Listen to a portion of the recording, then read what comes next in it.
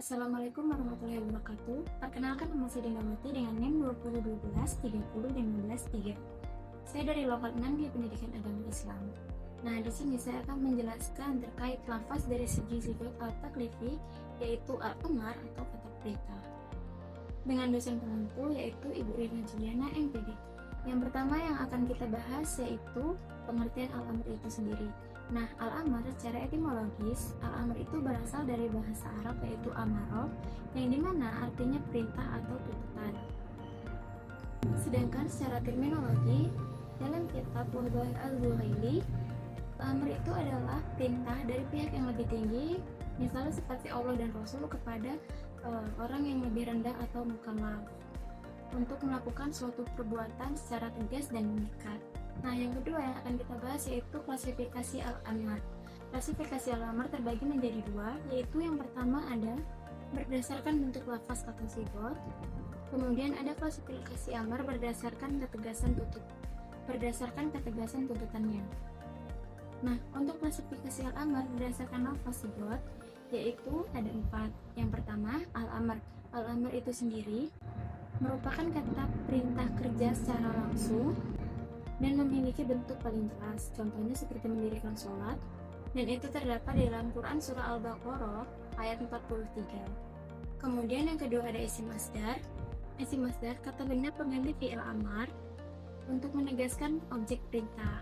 Nah, itu terdapat di dalam Quran Surah Muhammad. Yang ketiga ada fi'il mudhari ditambah lam amar, yaitu fi'il mudhari yang diawali dengan lam amar memberi kesan perintah dengan tegas, dan itu terdapat di dalam Quran Surah Al-Falaq. Yang keempat yaitu ada kalimat karibiyah. Kalimat karibiyah itu sendiri berbentuk kalimat perintah yang dimana terdapat kata tuntutan atau kata perintah, seperti dalam Quran Surah Al-Baqarah ayat 228. Selanjutnya yaitu klasifikasi al-amar berdasarkan ketegasan tuntutannya. Nah, yang ini itu terbagi menjadi dua. Yang pertama, ada al-amr al-jazim, yaitu perintah tegas dan pasti, tanpa pilihan dan menghasilkan hukum yang wajib. Contohnya seperti mendirikan sholat, menunaikan ibadah puasa Ramadan, dan menunaikan zakat. Yang kedua, ada al-amr ghairul jazim, yaitu perintah yang tidak mengikat atau tidak mutlak, menghasilkan hukum yang sunnah atau mandub. Contohnya seperti anjuran sholat duha dan anjuran sholat tahajud serta hukum anjuran sunnah-sunnah lainnya yang ada. Kemudian penunjukan al-amr berdasarkan hukum. Di sini terdapat tiga pandangan dari usul fiqh, yaitu yang pertama menurut jumhur ulama, yang kedua ada al-asy'ariyah, dan yang ketiga ada pandangan ketiga. Nah, yang pertama menurut jumhur ulama, al-amr itu menghasilkan wajib. Jumhur ulama yang dimaksud di sini seperti Imam Hanafi, Hambali, Maliki, dan Syafi'i. Dan ini berdasarkan dari naqli dan akli yang ada. Yang kedua yaitu asy'ariyah. Al-amr menunjukkan sunnah karena Allah Maha Pemurah dan tidak membebani umatnya dengan tergantung suatu qarinah tertentu. Dan yang ketiga yaitu ada pandangan ketiga. Nah, al-amr bersifat mutasyarik, yang artinya masih ambigu atau tidak jelas nih. Bisa bermakna wajib, sunnah, mubah, dan itu tergantung dengan qarinah yang ada. Kemudian ada dalil dan contoh kasus. Yang pertama yaitu ada wajib, kedua ada sunnah, dan ketiga ada mubah. Nah, yang pertama yaitu wajib, seperti perintah mendirikan sholat dalam Quran Surah Al-Baqarah ayat 228. Di situ ada ancaman bagi yang meninggalkan sholat dan waktu yang jelas.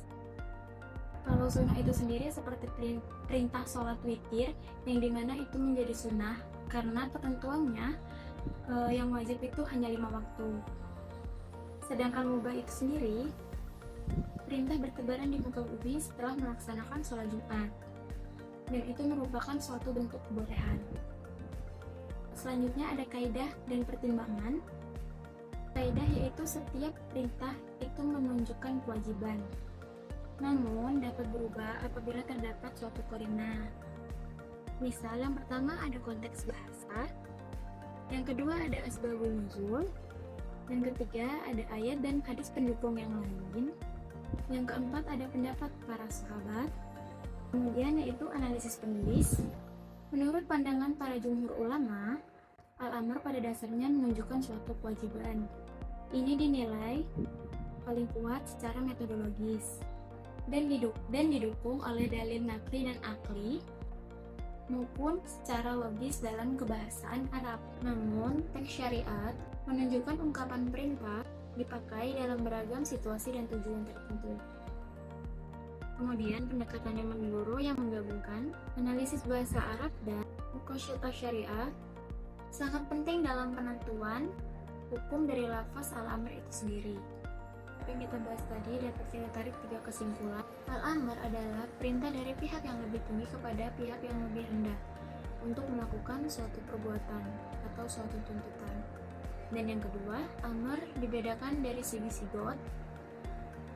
Amr mudhari, lam amr isim masdar, dan kalimat dari bicara. Sedangkan dari segi ketegasannya yaitu al-jazim dan khairul jazim. 3.